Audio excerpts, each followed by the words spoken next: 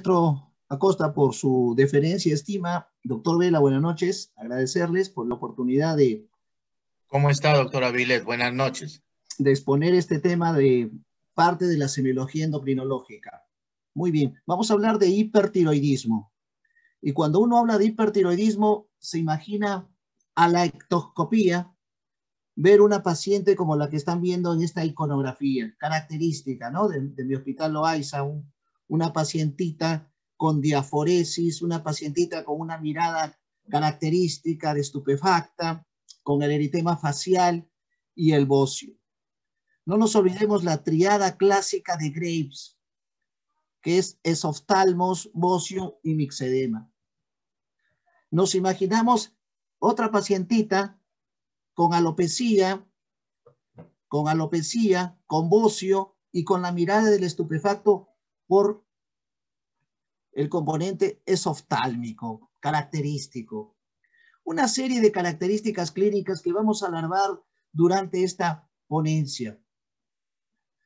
El componente oftalmopático, muy característico, la retracción palpebral, el bocio difuso, las uñas de Planmer, que le llaman el signo de las uñas sucias, el mixedema pretibial, no solamente es característico del hipotiroidismo, sino también del hipertiroidismo Graves-Basedow, el temblor distal, temblor fino y el soplo tiroideo.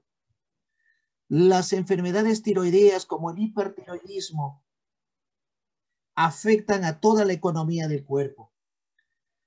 Y en esta ponencia vamos a alargar todas esas características. O un componente severo. Si un hipertiroidismo se descompensa, se llama tirotoxicosis, y esa tirotoxicosis se llama tormenta cuando hay trastorno del sensorio. Vean esta paciente caquéctica, y eso, más el componente tiroideo, una tormenta tiroidea. O esta pacientita diaforética, miren la bola adiposa de Bichat con gran caquexia, las retracciones supraclaviculares. No siempre un hipertiroidismo tiene bocio, no siempre un hipertiroidismo tiene esoftalmos y mixedema. En este caso, esta paciente tiene un hipertiroidismo apático, muy frecuente en pacientes de grupo etario mayor. O como esta paciente, que están viendo también un componente ictérico. La ictericia se puede presentar en la tirotoxicosis, que es una complicación del hipertiroidismo, tipo Graves-Basedow o otras etiologías.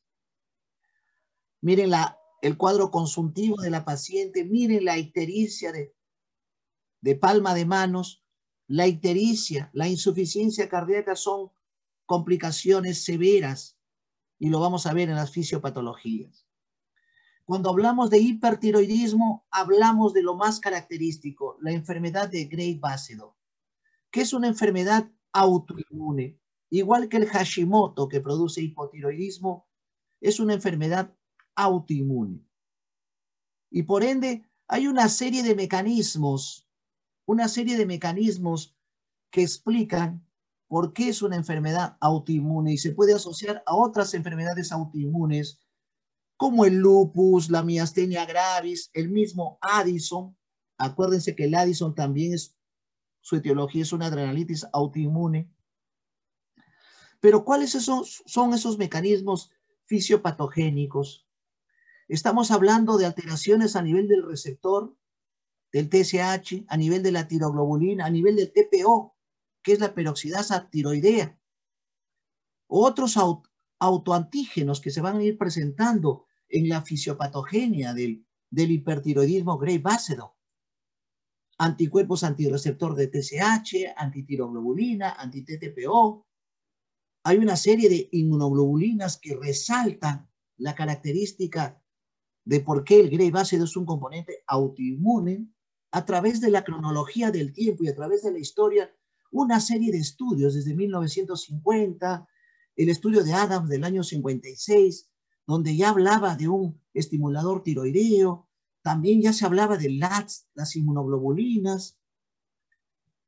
Mediante estudios y avances han ido encontrando otros mediadores o estimulantes como el anticuerpo estimulante de tiroides o la inmunoglobulina estimulante de tiroides, alteración de los receptores de los anticuerpos. Todo esto se ha demostrado en sueros de pacientes con Graves-Basedow.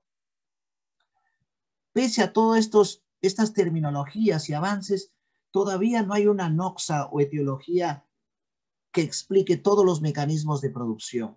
Se habla de linfocitos T, linfocitos helper, CD4, una serie de mecanismos. ¿Qué pasa en el Graves-Basedow? ¿Hay una alteración de estos linfocitos? ¿Se descontrolan los linfocitos? ¿Hay una reacción antígeno-anticuerpo a nivel tiroideo en la cual se produce la respuesta inmune? En resumen, hay una disminución del número y función de los linfocitos T supresores y por ende no controlan los linfocitos T helper. Esto desencadena un componente de autoinmunidad, un componente de autoanticuerpos y por ende el componente y la estirpe autoinmune de esta enfermedad tiroidea.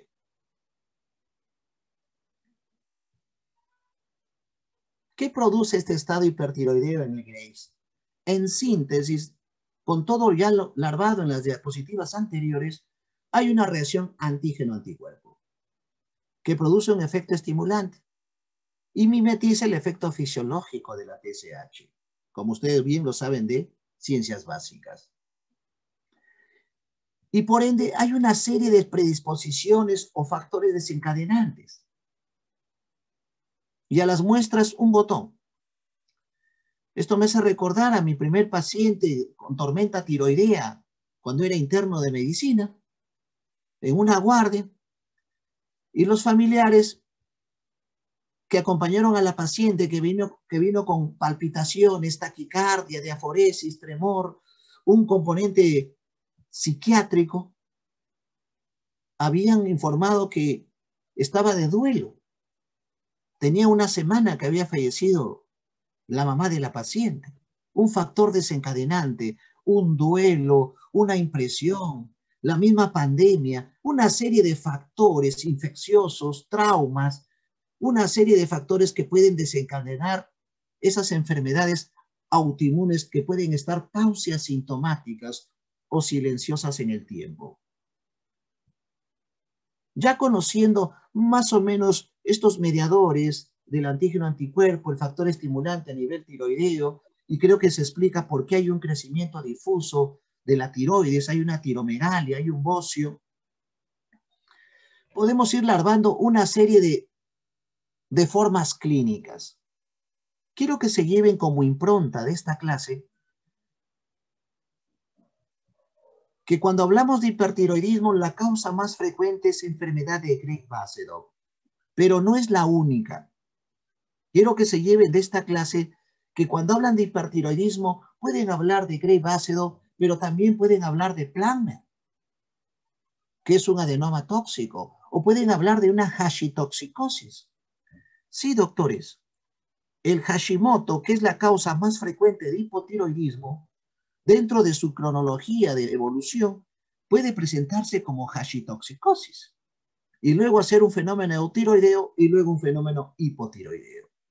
Entonces, la Hashimotoxicosis, las tiroiditis agudas, los cánceres tiroideos, sobre todo los metastásicos, las enfermedades trofoblásticas en ginecobstetricia, los tumores hipofisiarios, los estrumas ováricos, los hipertiroidismos facticios.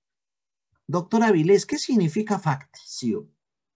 Esto me hace recordar a una pareja de novios que vinieron los dos a la emergencia. Ustedes dirán, doctora, uno acompañando al otro. No, doctores, los dos vinieron como pacientes. Hay un fondo aquí. Les comento rápidamente. Ellos, novios, próximos a casarse ya con fecha de matrimonio, tenían un detalle. Los dos tenían IMC alto. Se prometieron, para que le entre el saco y el vestido, se prometieron los dos bajar de peso. Y fueron, me supongo, buscando la fórmula mágica, ¿no? Pero la única fórmula es hacer ejercicio y dieta. Pero ellos buscaron la fórmula mágica, la pastillita mágica que baje de peso. Y tomaron furtivamente hormonas tiroideas. El novio vino con taquicardia paroxística supraventricular y la novia vino con deshidratación por unas diarreas agudas, con baja de peso. Luego, haciendo más historia, encontramos que estaban tomando una formulita mágica que contenía hormonas tiroideas. Eso se llama hipertiroidismo facticio. También hay hipertiroidismo en la gestación, en la infancia neonatal y una serie de complicaciones como la tormenta tiroidea y la tirotoxicosis. Vemos algunas características que ya lo hemos presentado al inicio de la clase. La mirada del estupefacto, del atónito, del sorprendido, lo llamaba mi maestro, el doctor Subauste. O este caso también hospitalario, miren este pacientito con algunas características, miren la bola adiposa de Bichat, miren el esoftalmos, miren la mirada, miren la retracción. Hay una riqueza clínica semiológica muy resaltante en este tipo de pacientes, que uno al verlo difícilmente se puede olvidar. A nivel neurológico, tremores, psicosis, convulsiones, tremores palpebrales, linguales, pero no siempre los hipertiroideos tienen esa característica. Tenemos hipertiroidismos apagados, eso se llaman los hipertiroidismos apáticos, apatéticos, muy frecuente en pacientes geriátricos. Incluso llegan con depresión. Pero hay una característica que uno no puede olvidarse. Tienen la piel fina, busquen en las uñas, van a encontrar las uñas de Plantner, Platoniquia, pueden encontrar clubbing, o de repente pueden encontrar una taquicardia no explicable.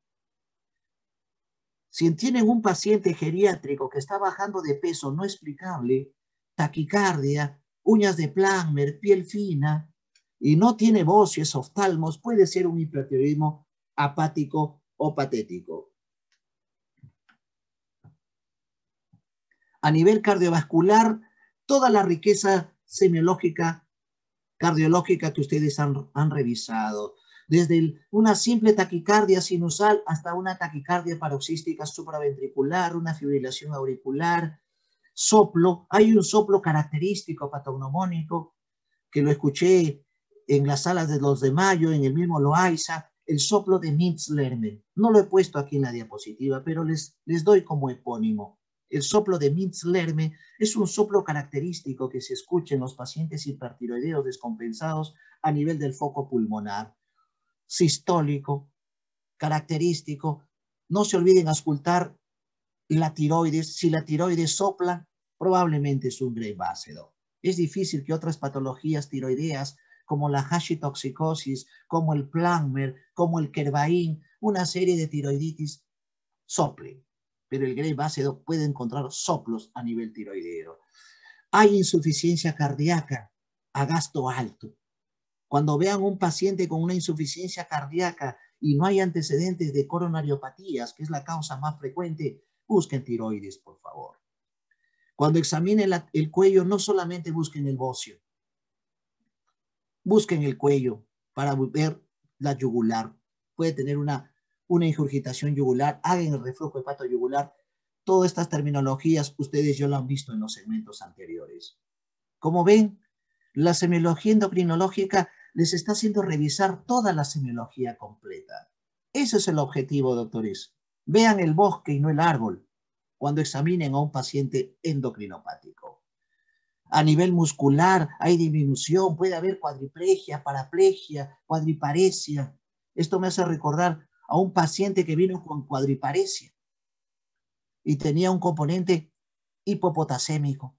Las parálisis periódicas hipopotasémicas se relacionan a enfermedades tiroideas. A nivel dermatológico también es vasto y extenso y prolijo. Desde examinar las uñas de Plantner o las onicolisis, pero también puede haber la platoniquia, las uñas planas. También puede haber eritema palmar, que no es característico del cirrótico solamente, como estigma hepático, se puede ver en el hipertiroidismo, el mixedema, la caída de cabello, el cabello fino, una serie de características sintomatológicas y signológicas. A nivel digestivo, el paciente tiene una característica. Disculpen lo que voy a decir, pero ¿quién no quiere tener esa fórmula? No, pero lamentablemente es una patología tiroidea. Doctor, como mucho y no bajo de peso. Yo le pregunto, dame la fórmula. ¿No? Imagínese, el paciente se come 2 platos más postre incluido, incluso, ¿no? Y sigue bajando de peso.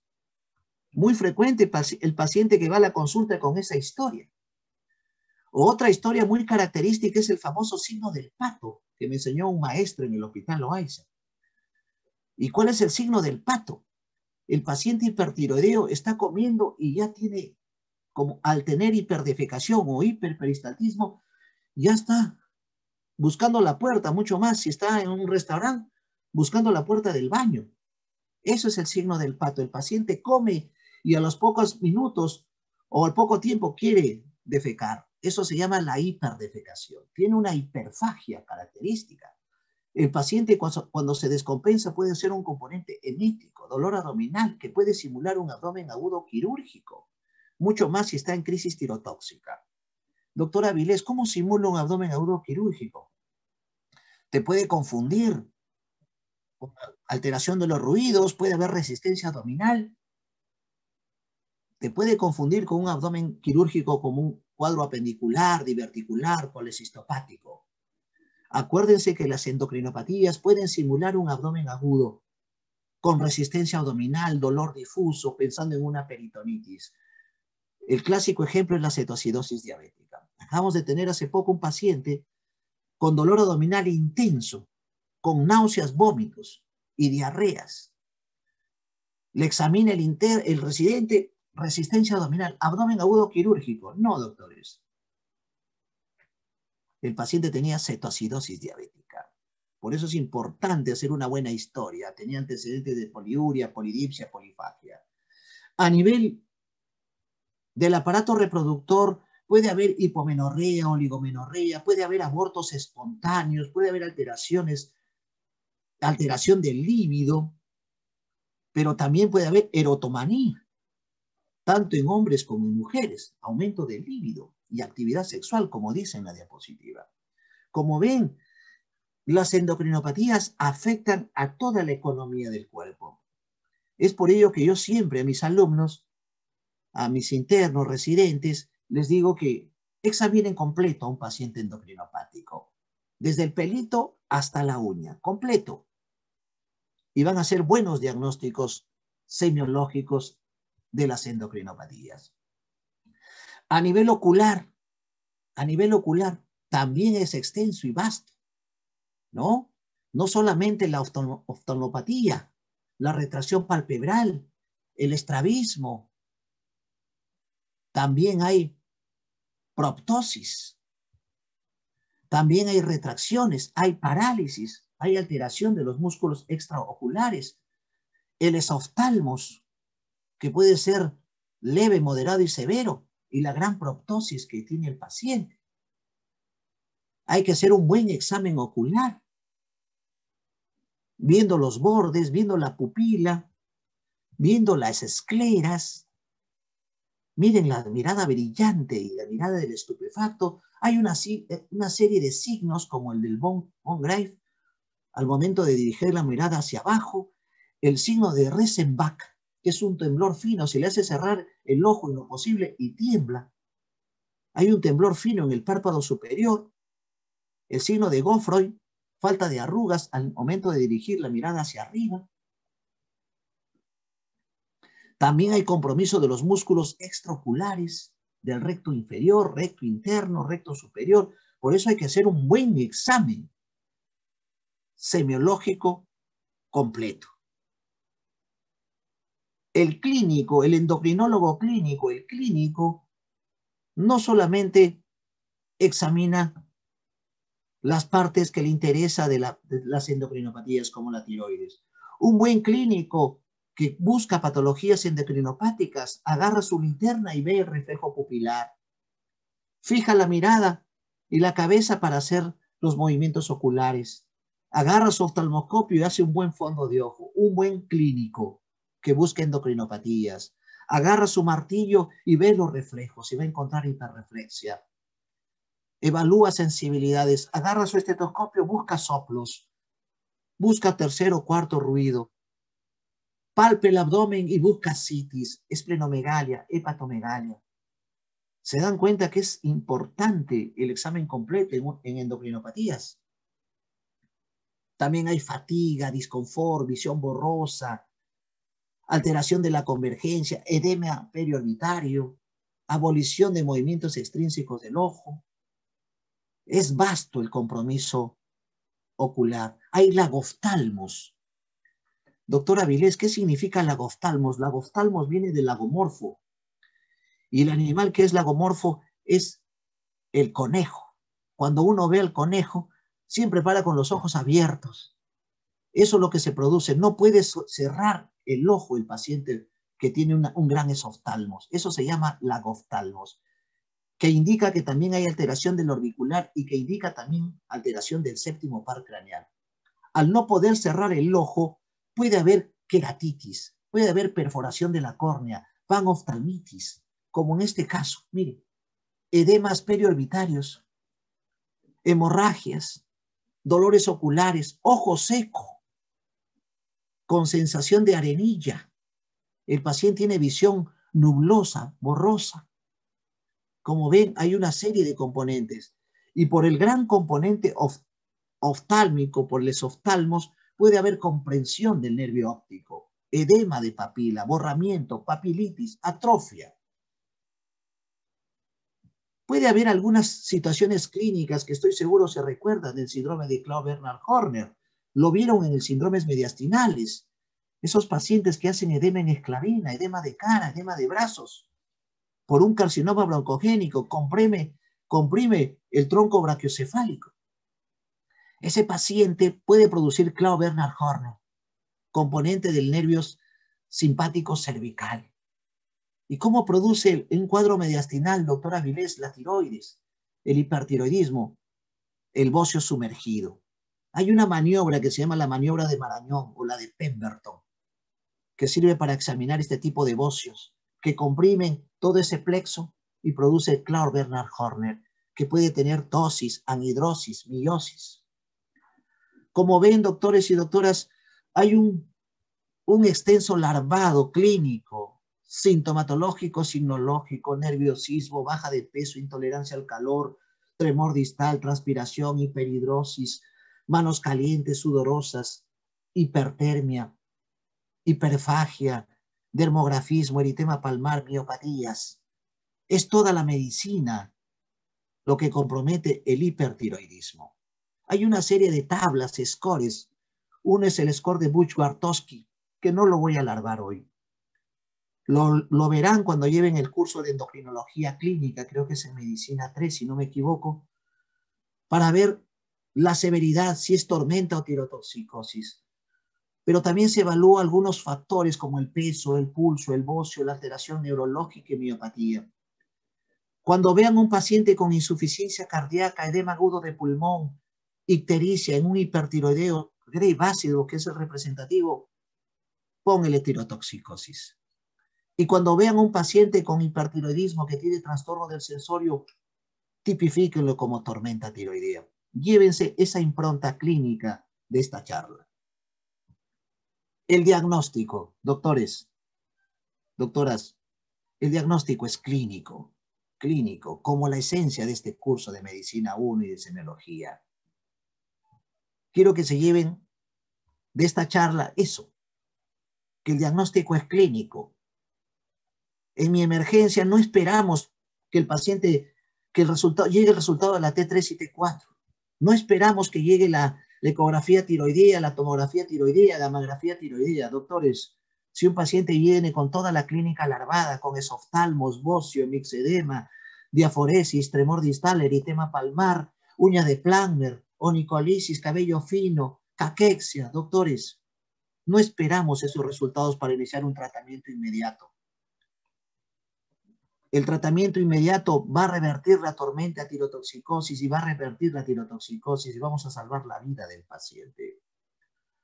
Luego con calma pedirán T4, T3, T4 total, T4 libre, T3, TSH y encontrarán la T3 y T4 aumentadas y la TSH baja, la gamografía, la ecografía, la biopsia, bueno, todos los exámenes auxiliares complementarios, como dice su nombre, auxiliares complementarios.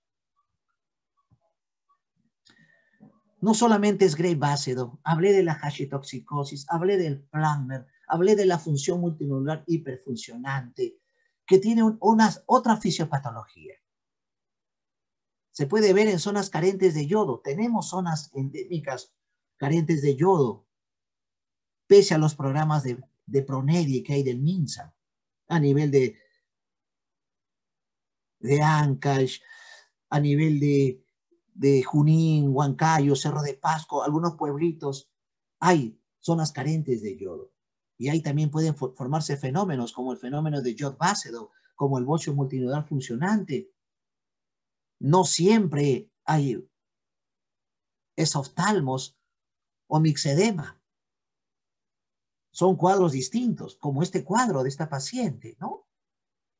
Que vino con lo característico, la mirada del estupefacto, el bocio, y tenía candidiasis, y tenía a la vez diabetes mellitus. No nos olvidemos que los pacientes hipertiroideos también hacen hiperglicemia, mucho más si se descompensa.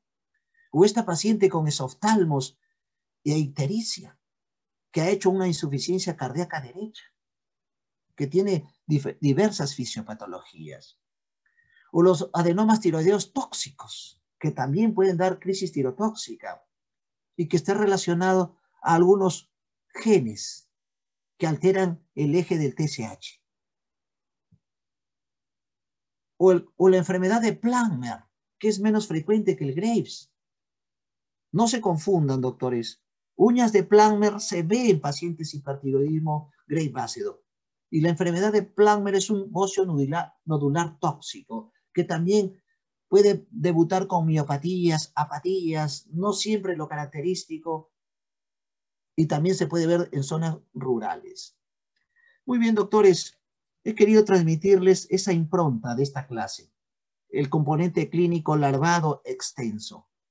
Creo que quedó claro que el diagnóstico es netamente clínico. Y ahora vamos a revisar un casito clínico que les puse también en su aula, de una paciente hospitalaria,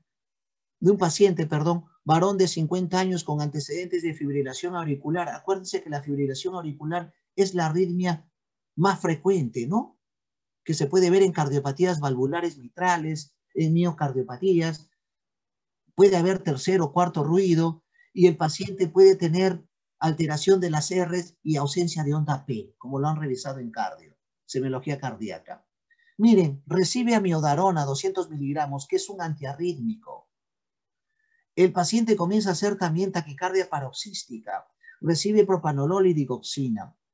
Tuvo antecedentes de fractura de húmero, apendicitis, hepatitis, madre hipertensa. No había referido taquicardia en los 10 previos, pero sí una pérdida ponderal. Alteración de los reflejos, algunas características clínicas que llamaron la atención. Y aparentemente era un hipertiroidismo. Estábamos buscando que sea un Graves-Basedow, pero no tenía las características de esoftalmos, mixedema y un bocio reluciente. Se le hizo alguna serie de exámenes que no es el objetivo de la clase, pero se le encontró una hipertrofia ventricular izquierda, ritmo sinusal, una serie de exámenes ecográficos, gamagráficos, exámenes de laboratorio que encontraron alteración de la TSH y alteración de la T3 y la T4. Estaba en la palestra pensar en el síndrome de hipertiroidismo, que es el diagnóstico sindrómico, pero no nosológico. Cuando digo sindrómico, síndrome de hipertiroidismo. Cuando digo nosológico, que es el más importante, digo Graves-Basedow, digo hashitoxicosis, digo Jod-Basedow, digo bocio multinodular, Planmer, tiroiditis trofoblástica. Doctores, eso es diagnósticos nosológicos. No los quiero intrincar ni complicar en esta disertación, solo para entender que el diagnóstico sindrómico, lo que estamos trabajando el día a día en semiología, hay que darle nombre y apellido. Pero no nos olvidemos que el síndrome de hipertiroidismo también puede ser por fármacos. Y era este el caso. La miodarona, que es un antiarrítmico de clase 3, bloqueadores del canales de potasio, acuérdense de sus clases de farmacología, altera la T3 y T4. Hace un bloqueo y por ende el paciente tiene aumento de T4 y T3 algunas veces y alteración de la TSH. Y por ende altera el eje y por ende puede hacer una clínica de hipertiroidismo. Este caso fue un hipertiroidismo farmacológico por amiodarona. Ahí están las fuentes de información, doctores y doctoras. Y en realidad les agradezco, doctores, por la oportunidad de esta ponencia y espero haber vertido todo referente al tema de hipertiroidismo y sus características. Gracias.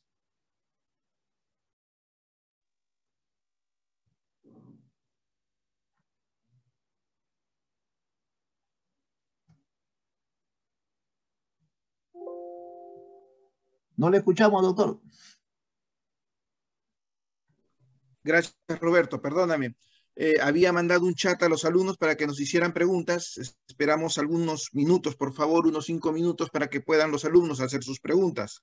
Correcto, maestro, no se preocupe. Señores alumnos, estamos en sus manos.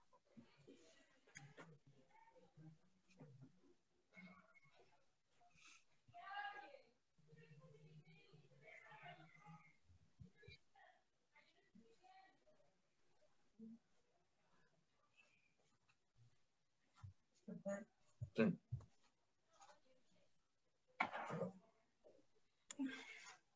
Adelante, ¿quién quiere preguntar, por favor?